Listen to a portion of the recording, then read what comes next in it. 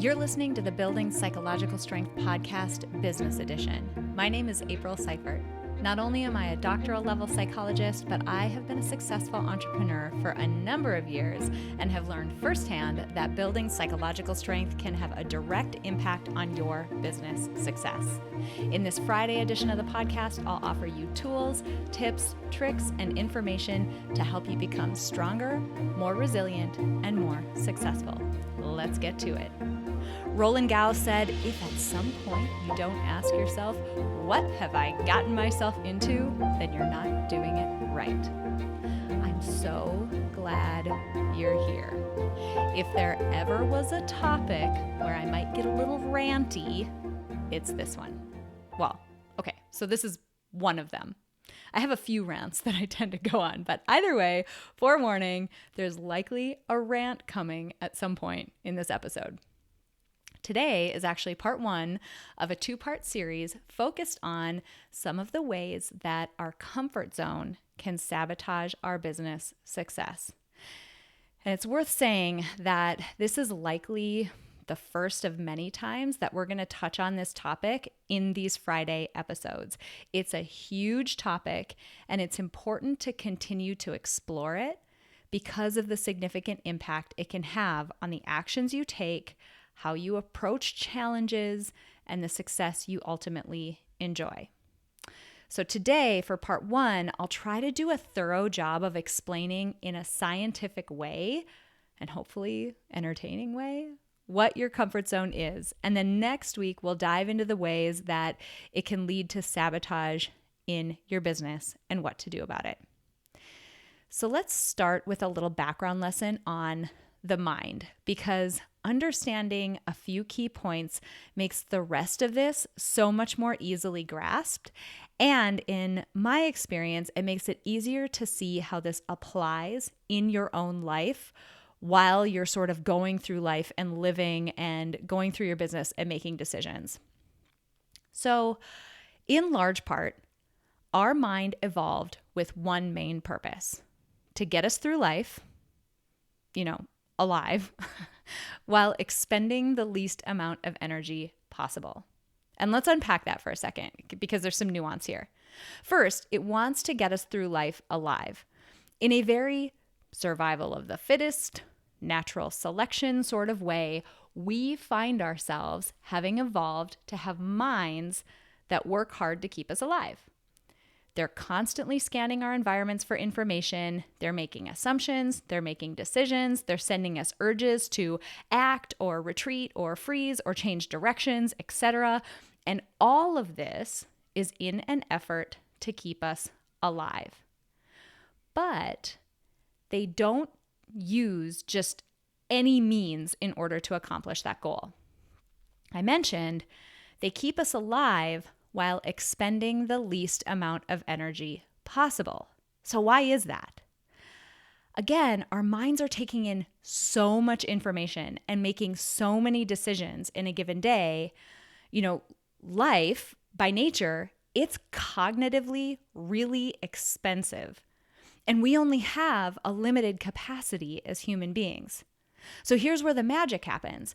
Our minds realize that unexpected information, circumstances, and decisions are going to come up. And we need to preserve some of that limited cognitive energy in order to deal with them when they do. So in order to save that energy, our mind backburners most of the decisions and behavioral prompts and information processing that it does. It's literally as much as possible. And it does this by creating a set of biases, heuristics, mental habits, shortcuts. All of these mean the same thing in this context. Over time, our minds develop these shortcuts or general rules or rules of thumb that allow our minds to get us through the day without spending so much energy. It's our mind's way of flying on autopilot as much as possible. Now, you're probably wondering what in the heck this has to do with our comfort zones, and I'll get there, I promise. But let's go back. Okay, so we've got heuristics, we've got rules of thumb or autopilot mechanisms that get us through our day in a cognitively less expensive way. Here's another important point. once those autopilot mechanisms are in place, most, if not all, incoming information and decisions are run through those first to see if we can avoid having to think too hard or deliberate or spend any precious energy on it. If our mind can do it on autopilot, it will. Energy preserved, right? Problem solved, goal achieved. Now here's where your comfort zone comes in. Your comfort zone is one of those autopilot mechanisms. Let's go back. Our mind's goal is to get us through the day alive while spending the least amount of energy possible. One decision our mind is constantly having to make, literally minute to minute, is, will this next action kill me? All day long, our mind is asking that question. Rather than having to work hard minute after minute, I mean, can you imagine if we didn't have a heuristic to run that through, you literally would be crippled minute to minute trying to decide, will this bite of salad kill me? Will picking up this pencil kill me? Will sitting in this chair kill me? I mean, imagine that, right? So rather than having to work that hard every single second in order to answer that question, our mind runs it on autopilot by asking, is this behavior, this next one that she's going to take, so me in this case, is it inside of my comfort zone or outside?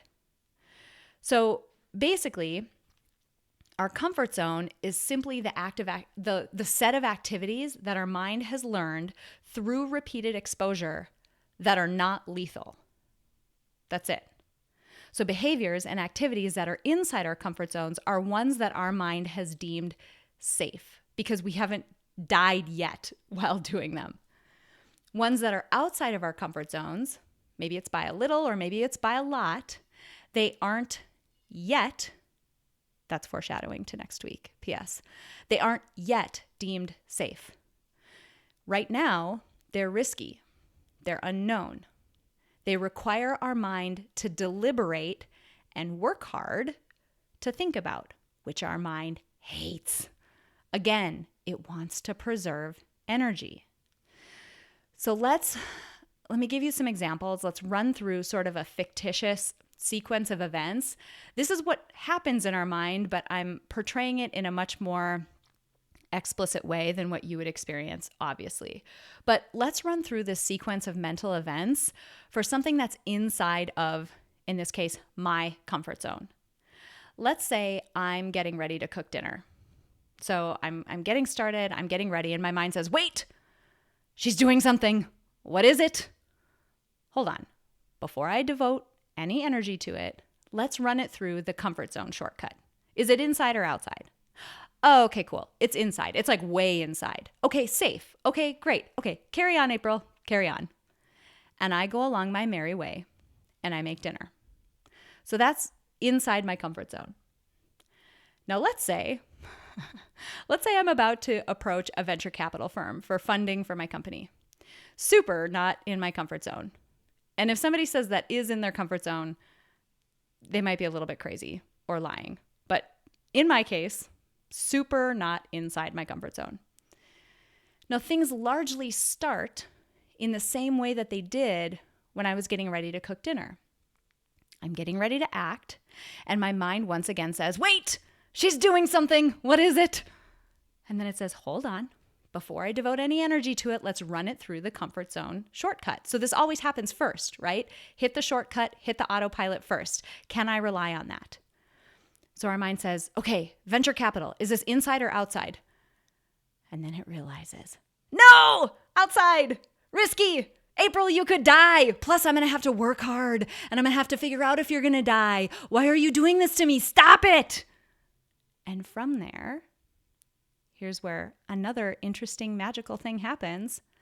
Our mind sends us thoughts and feelings to try to dissuade us from proceeding.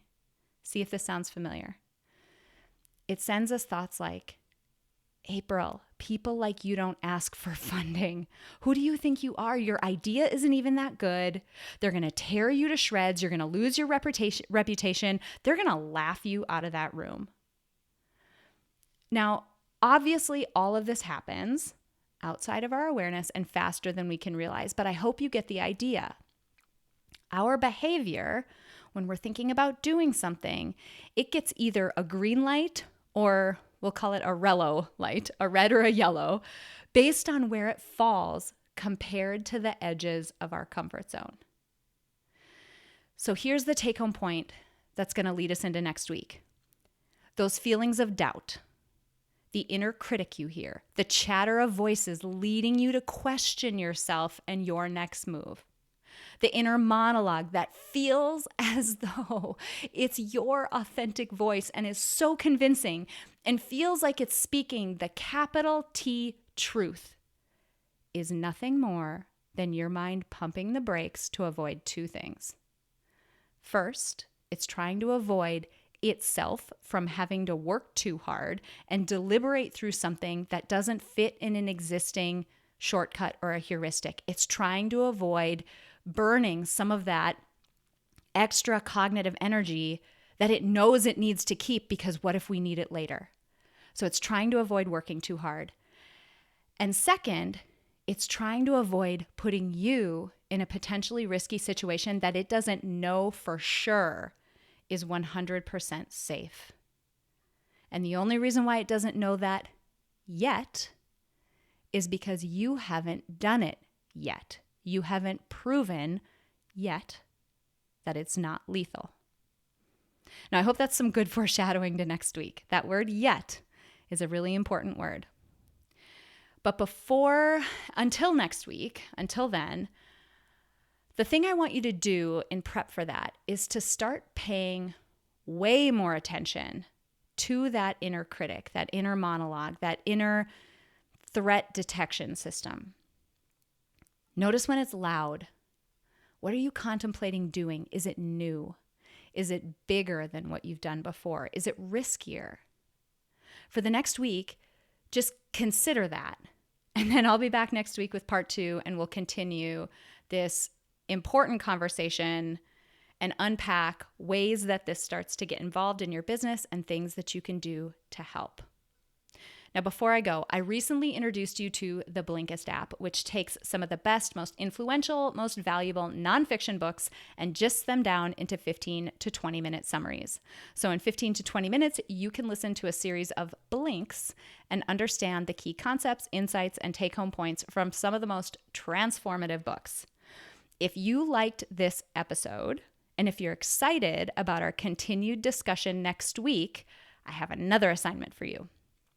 You might want to take 15 to 20 minutes and check out the Blinkist summary of the book, The Big Leap by Gay Hendricks. It hits squarely on the role your comfort zone plays in keeping you small. And the best part of it, you can check it out for free. So I want to thank Blinkist for sponsoring this show. And because you're a listener, you can try Blinkist for yourself for free for the next 7 days. So for 7 days, you can listen to the Blinkist summary of The Big Leap and anything else you want before next week's episode comes out simply by signing up with the link in this episode description. And if you get hooked like I did because you signed up with my link, you can get 20% off your first entire year of Blinkist. So check out the link in this episode description. And if you do that, listen to The Big Leap by Gay Hendricks before next week. Thank you so much for joining me for this business edition of the Building Psych Strength podcast. If you're an entrepreneur, current or aspiring, and you're interested in becoming more successful, hit the subscribe button. And if you're really interested in digging deep, visit aprilseifert.com, where you can fill out an application to see if Psych Strength business success coaching is right for you. Until next week, be strong, be resilient, and friends, be successful.